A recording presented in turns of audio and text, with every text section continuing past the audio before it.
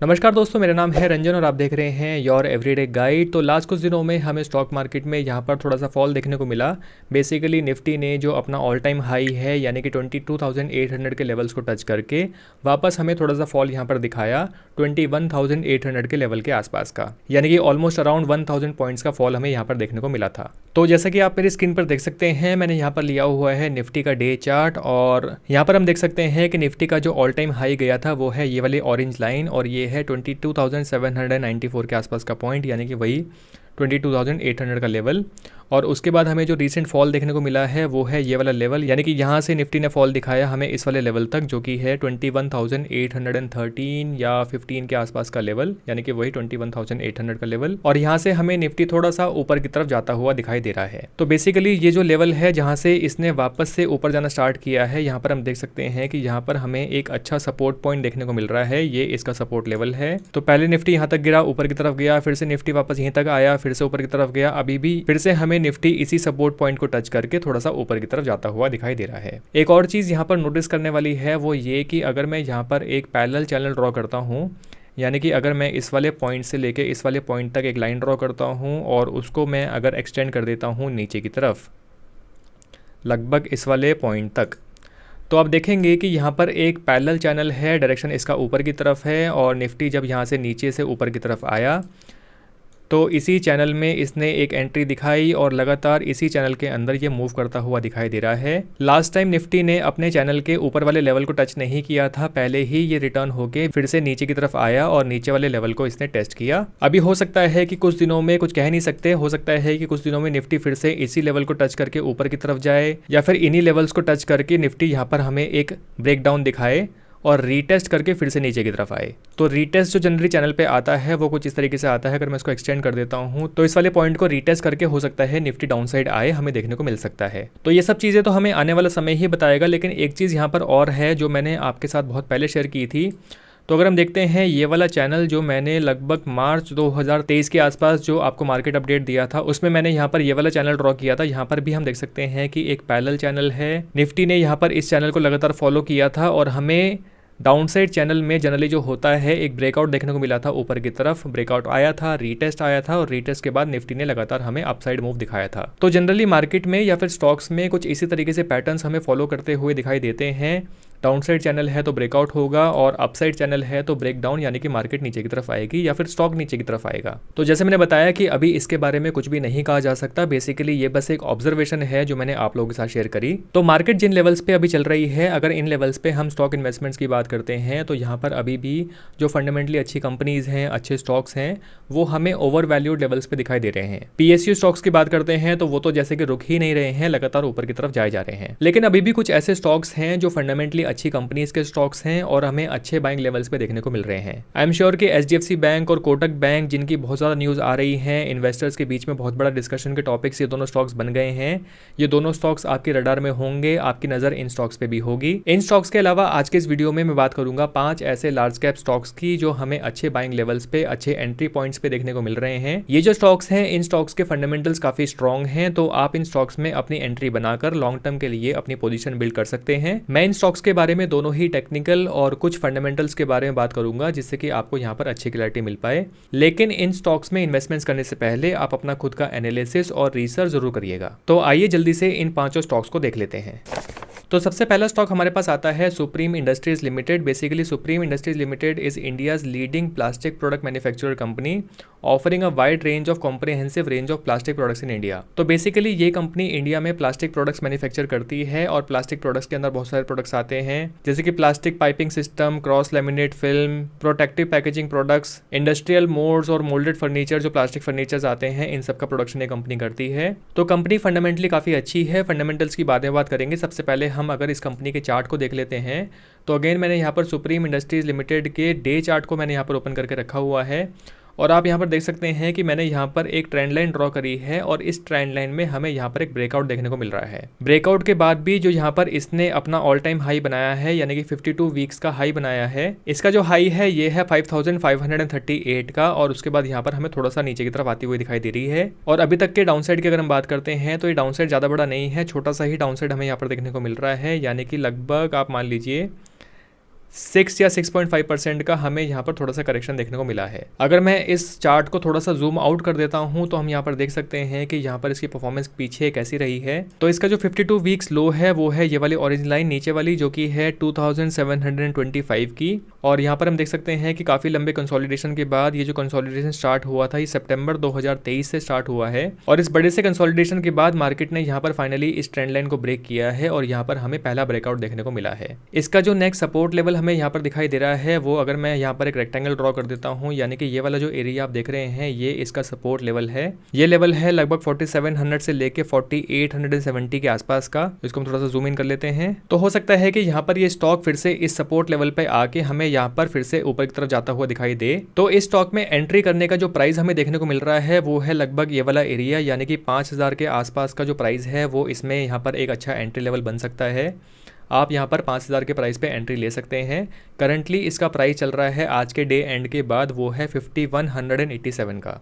तो अगर ये थोड़ा सा और नीचे आके 5000 के लेवल पे या फिर 4900 के लेवल के आसपास पे आता है तो आप यहाँ पर इसकी बाइंग कर सकते हैं। बाकी अगर हम फंडामेंटल्स की बात करते हैं तो स्टॉक का मार्केट कैप है 66,117 करोड़ का। इसका जो करंट प्राइस चल रहा है वो है 5187 का। जो लास्ट हाई इसने बनाया था वो था 5555 का, और लास्ट 52 वीक्स लो जो इसने बनाया था वो था 2724 का। रिटर्न ऑन कैपिटल एम्प्लॉयड की बात करते हैं तो वो अच्छा है 29.6% का। रिटर्न ऑन इक्विटी की बात करते हैं तो ये भी अच्छा है 22.5% का। बेसिकली 20% से ऊपर का है, यानी कि दोनों ही चीज़ें काफ़ी अच्छी हैं।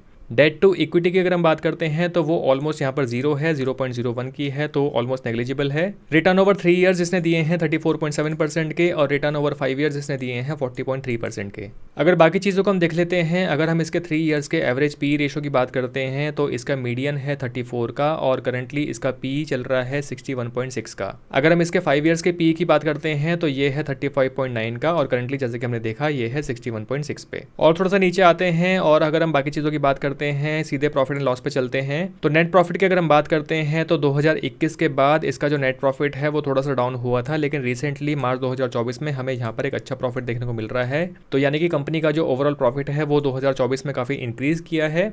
अगर हम बाकी चीज़ों की बात करते हैं, सेल्स ग्रोथ 3 ईयर्स की गई है 17%, 5 ईयर्स की गई है 13%, दोनों ही बहुत अच्छे हैं। और प्रॉफिट ग्रोथ की अगर हम बात करते हैं तो 3 ईयर्स का काफ़ी कम है 3% का, लेकिन पिछले 5 ईयर्स का है 22% का।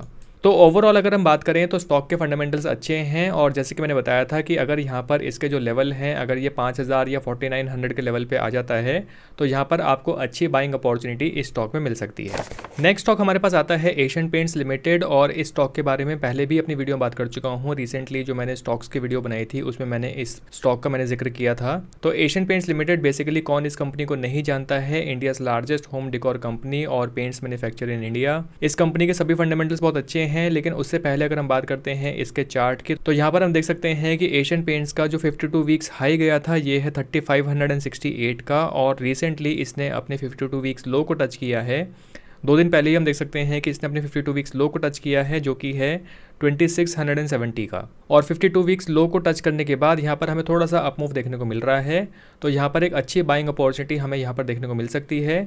तो बेसिकली ये जो लेवल्स हैं 2850 या फिर 2900 के लेवल के आसपास भी अगर आप यहाँ पर एंट्री ले लेते हैं तो ये वाले लेवल्स भी आपके लिए अच्छे लेवल्स हैं। तो लॉन्ग टर्म के लिए अपनी पोजीशन बिल्ड करने के लिए यहाँ पर हमें अच्छे एंट्री लेवल्स इस स्टॉक के अंदर देखने को मिल रहे हैं। और अगर मैं ग्राफ को यहाँ पर थोड़ा सा जूम आउट कर देता हूँ तो हमें यहाँ पर देखने को मिलेगा कि जो स्टॉक का 52 वीक्स लो है यही इस स्टॉक का एक सबसे बड़ा सपोर्ट एरिया भी है, यानी कि ये जो रेक्टेंगल आपको देखने को मिल रहा है ये इस स्टॉक का एक सपोर्ट एरिया है, और यहीं से इसने सपोर्ट लेके ऊपर की तरफ मूव लेना स्टार्ट किया है। तो अभी हो सकता है कि कुछ समय तक ये स्टॉक आपको इन्हीं लेवल्स पे मूव करता हुआ दिखाई दे, उसके बाद ये यहाँ पर आपको अप मूव दिखाए। बट जैसे कि मैंने कहा कि लॉन्ग टर्म के लिए इस स्टॉक में अपनी एंट्री बनाने का एक अच्छा एरिया आपको यहाँ पर मिल रहा है, अच्छी बाइंग पोजीशन आपको मिल रही है।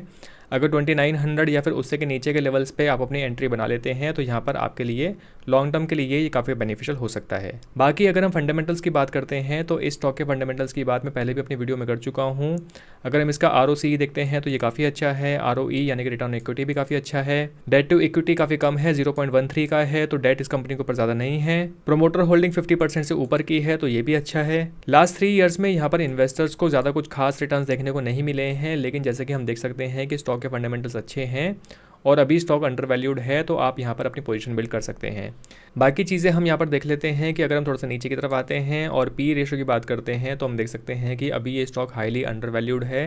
इसका जो मीडियन है वो है 79.6 का और यहाँ पर अभी इसका करंट पी चल रहा है 50.4 का। 5 ईयर्स की अगर हम बात करते हैं तो 76.4 का मीडियन है और करंटली जैसे कि हमने देखा इसका जो पी रेशो है 50.4 का है। प्रॉफिटेबिलिटी की अगर हम बात करते हैं, सीधे हम आ जाते हैं प्रॉफिट एंड लॉस पे, तो हम देख सकते हैं कि इसका जो नेट प्रॉफिट है कंपनी का लगातार इंक्रीज हुआ है और लगातार ईयर ऑन ईयर इंक्रीज कर रहा है। सेल्स ग्रोथ की अगर हम बात करते हैं तो 3 ईयर्स और 5 ईयर्स दोनों ही 10% से ऊपर है और प्रॉफिट ग्रोथ की हम बात करते हैं तो वो भी बहुत अच्छा है 20% और 21% का। तो ऐसी कंपनीज ऐसा नहीं है कि अचानक से डूब जाएंगी या फिर अचानक से बंद हो जाएंगी और आपका यहाँ पर लॉस हो जाएगा। 52 वीक्स अभी रिसेंटली ही इस स्टॉक ने टच किया है, तो आप यहाँ पर इस स्टॉक में बाइंग कर सकते हैं।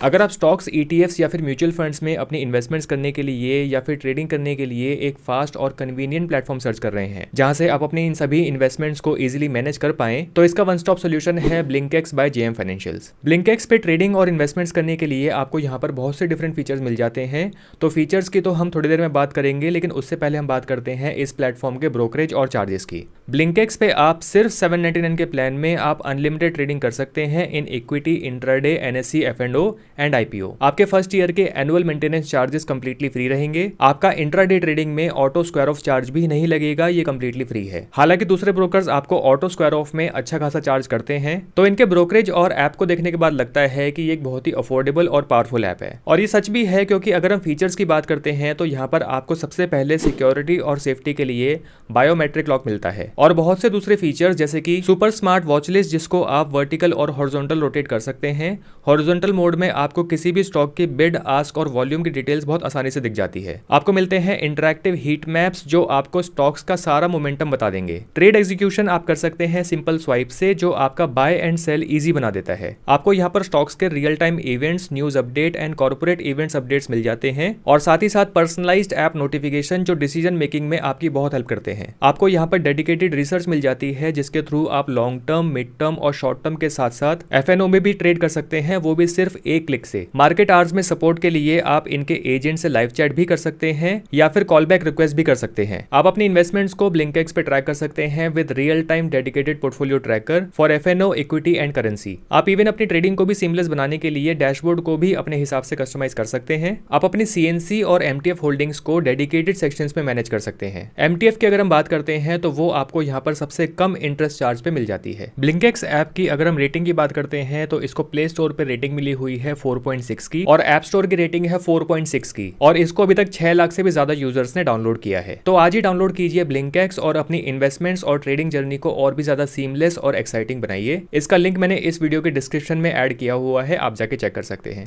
अगला स्टॉक हमारे पास आता है इन्फोसिस लिमिटेड, एक और फंडामेंटली काफी अच्छी कंपनी। और इन्फोसिस जैसे कि हम जानते हैं कि ये एक IT कंपनी है, आउटसोर्सिंग और कंसल्टिंग प्रोवाइड करती है और फंडामेंटली ये कंपनी हमेशा से ही काफी अच्छी रही है। अच्छी बात यह है कि अभी इस कंपनी का स्टॉक आपको यहाँ पर काफी अच्छे डिस्काउंट लेवल्स पे मिल रहा है। कंपनी का जो 52 वीक्स हाई गया था वो था 1733 का और करंटली ये स्टॉक ट्रेड हो रहा है 1424 पे, और पिछले एक महीने से यहाँ पर हमें लगातार कंसोलिडेशन देखने को मिल रहा है। अगर मैं इसको जूम आउट कर देता हूँ और अगर मैं इसके कुछ सपोर्ट जोन्स की बात करता हूँ तो यहाँ पर अगर मैं एक रेक्टेंगल ड्रॉ करता हूँ, यानी कि ये वाले जो एरिया हमें दिखाई दे रहा है ये लेवल्स इसके सपोर्ट लेवल्स हैं। यहाँ से यहाँ तक मैं एक रेक्टेंगल ड्रॉ कर देता हूँ और करंटली हमें ये स्टॉक अपने इस सपोर्ट लेवल के आसपास ही दिखाई दे रहा है। तो अगर आप यहाँ पर इस स्टॉक में अपनी एंट्री बनाना चाहते हैं तो ये वाला जो जोन है, ये जोन इसका एक काफ़ी अच्छा एंट्री जोन है। यानी कि अगर मैं प्राइस लेवल्स की बात करता हूं तो जो इसका प्राइस लेवल करंटली चल रहा है 1424 या फिर 1450, या फिर अगर मैं और नीचे लेवल्स की बात करता हूं, यानी कि ये वाला जो सपोर्ट जोन है ये इसका 1350 या 65 के आसपास का जोन है। तो 1350 से लेके 1450 के जो बाइंग एरियाज आपको मिल रहे हैं, जो बाइंग लेवल्स आपको मिल रहे हैं, ये एक अच्छी अपॉर्चुनिटी आपके पास है इस स्टॉक में अपनी बाइंग पोजीशन लॉन्ग टर्म के लिए बनाने के लिए। बाकी फंडामेंटल्स की अगर हम बात करते हैं तो कंपनी का जो रिटर्न ऑन कैपिटल एम्प्लॉयड है 40% है, जो काफी अच्छा है। रिटर्न ऑन इक्विटी 31.8% का है। प्राइसेस की हम बात कर ही चुके हैं, करंट प्राइस 1425 का है और इसका जो हाई गया था 1733 का और जो इसका 52 वीक्स लो गया था वो था 1242 का। डेट टू इक्विटी काफी लो है 0.09 की, जो कि अच्छी बात है। रिटर्न्स ओवर 3 ईयर्स की बात करते हैं तो इन्वेस्टर्स को यहाँ पर कुछ खास रिटर्न्स पिछले 3 साल में नहीं मिले हैं, और रिटर्न्स ओवर 5 ईयर्स की बात करते हैं तो ये 14.2% के गए हैं। इंडस्ट्री पी की अगर बात करते हैं तो ये है 30 का और इस स्टॉक का जो करंट पी चल रहा है वो है 22.7 का, यानी कि ये स्टॉक काफ़ी अंडर वैल्यूड स्टॉक है। बाकी चीज़ों की अगर हम बात करते हैं तो लास्ट 3 ईयर्स की अगर हम पी रेशो की बात करते हैं तो ये इसका मीडियन है 28 का, और करंटली ये स्टॉक का जो पी चल रहा है वो है 22.7 का। 5 ईयर्स का पी अगर हम बात करते हैं तो यहाँ पर भी हमें ये काफ़ी अंडर वैल्यूड देखने को मिल रही है। थोड़ा और नीचे आते हैं और अगर हम यहाँ पर इसके प्रॉफिट एंड लॉस की बात करते हैं तो करंटली यहाँ पर हम देख सकते हैं कि ईयर ऑन ईयर यहाँ पर हमें लगातार यहाँ पर कंपनी में नेट प्रॉफिट इंक्रीज़ करता हुआ दिखाई दे रहा है। कंपनी प्रॉफिटेबल है, यहाँ पर कहीं पर भी लॉसेज हमें देखने को नहीं मिल रहे हैं। एक कंसिस्टेंट ग्रोथ हमें यहाँ पर देखने को मिल रही है। बाकी चीज़ों की अगर हम बात करते हैं तो सेल्स ग्रोथ 5 ईयर्स और 3 ईयर्स दोनों में ही 10% से ऊपर की है, और कंपाउंडेड प्रॉफिट ग्रोथ की बात करते हैं तो 5 ईयर्स और 3 ईयर्स दोनों में ही 10% और 10% से ऊपर की है। तो ओवरऑल अगर कंपनी की बात करते हैं तो फंडामेंटल्स में यहाँ पर कोई भी परेशानी नहीं है। फंडामेंटल्स इस कंपनी के बहुत अच्छे हैं। एक चीज़ जो मैं पीछे मिस कर गया था इन्फोसिस के केस में, वो ये कि अगर हम यहाँ पर करेक्शन की बात करते हैं कि इस स्टॉक में कितना करेक्शन आया है, तो अगर मैं ऊपर से लेके नीचे के लेवल तक, इस वाले लेवल तक अगर मैं स्केल ड्रॉ करता हूं तो आप यहां पर देखेंगे कि इन्फोसिस में अभी 17.87% या फिर लगभग 18% का करेक्शन हमें देखने को मिल रहा है। तो फंडामेंटली अगर किसी कंपनी का स्टॉक आपको 18 से 20% के डिस्काउंट पे मिल रहा है तो इससे अच्छा आपके लिए लॉन्ग टर्म के लिए और कुछ नहीं हो सकता। इन्फोसिस के बाद नेक्स्ट स्टॉक हमारे पास आता है, ये भी आईटी कंपनी का ही स्टॉक है, ये है HCL टेक्नोलॉजीज लिमिटेड। और यहाँ पर इस चार्ट में हम देख सकते हैं कि इस स्टॉक ने जो अपना 52 वीक्स हाई बनाया है, ये पॉइंट है इसका 1697 का, यानी कि 1700 के आसपास का पॉइंट है, और करंटली ये स्टॉक ट्रेड कर रहा है 1321 पे, यानी कि यहाँ पर हमें 350-400 रुपये का प्राइस डिफरेंस देखने को मिल रहा है। और अगर मैं यहाँ पर डिस्काउंट की बात करता हूँ तो अपने हाई बनाने के बाद ये स्टॉक अभी ट्रेड कर रहा है 22% डाउन पे। तो एक तरह से स्टॉक में आपको यहाँ पर 22% का डिस्काउंट मिल रहा है। और अगर मैं थोड़ा सा जूम आउट करता हूँ, यानी कि सपोर्ट और रेजिस्टेंस जोन की बात करता हूँ, तो यहाँ पर हम ड्रॉ कर सकते हैं एक रेक्टेंगल, और ये वाला जो एरिया हमें रिसेंटली देखने को मिला था ये इसका यहाँ पर एक सपोर्ट जोन था, और करंटली ये स्टॉक हमें इसी सपोर्ट जोन में सपोर्ट लेता हुआ थोड़ा सा दिखाई दे रहा है। यहाँ पर ये रुका है, तो ज़्यादा चांसेस ये हैं कि ये स्टॉक यहाँ पर सपोर्ट लेके हमें वापस रिवर्स करता हुआ दिखाई दे सकता है, या फिर एक और जो सपोर्ट जोन हमें यहाँ पर देखने को मिल रहा है वो है ये वाला लेवल, यानी कि ये वाला जो एरिया है ये इसके लिए अगेन एक सपोर्ट का काम कर सकता है। तो इस स्टॉक में अगर हम बाइंग प्राइस की बात करते हैं तो करंटली इसका जो लेवल चल रहा है, यानी कि 1320, यानी कि 1280 से लेके जो 1320 तक का पॉइंट है, ये एक अच्छा एंट्री जोन हमें यहाँ पर देखने को मिल रहा है। और जो नेक्स्ट एंट्री जोन, अगर बाई चांस ये स्टॉक और थोड़ा नीचे की तरफ करेक्ट होता है तो यहाँ पर आपको नेक्स्ट जोन देखने को मिल सकता है लगभग 1200 के लेवल का, जो कि है ये वाला लेवल। तो एक एंट्री आप यहाँ पर इस स्टॉक में इन लेवल्स पे बना सकते हैं, और स्टॉक अगर यहाँ पर फर्दर करेक्ट होता है तो एक एंट्री आप यहाँ पर 1200 के लेवल पे भी बना सकते हैं। बाकी फंडामेंटल्स की अगर हम बात करते हैं तो कंपनी फंडामेंटली काफ़ी अच्छी है। करंट प्राइस और हाई लोस की बात मैं कर चुका हूँ। अगर हम स्टॉक पीई की बात करते हैं तो ये है 22.8 का, और जो इंडस्ट्री पीई है जैसे कि हमने देखा इन्फोसिस के केस में वो है 30 का। तो अभी जो स्टॉक है काफ़ी अंडर वैल्यूड हमें मिल रहा है। रिटर्न ऑन कैपिटल एम्प्लॉय 29.8 का है, रिटर्न ऑन इक्विटी यहाँ पर 23.5 का है, डेट टू इक्विटी यहाँ पर बहुत कम है 0.08 का, प्रोमोटर होल्डिंग्स अच्छी है 60.8% की, यानी कि 50% से ऊपर की है। अगर हम इसके पी रेशो की बात करते हैं तो 3 ईयर्स का जो एवरेज पीई है वो है 22.3 का, और ये अभी अपने एवरेज पीई के आसपास ही ट्रेड हो रहा है 22.8 पे। सेम केस अगर 5 ईयर्स के पी रेशो की बात करते हैं तो वो है 20.3 का, और करंटली इसका पी 22.8 का चल रहा है।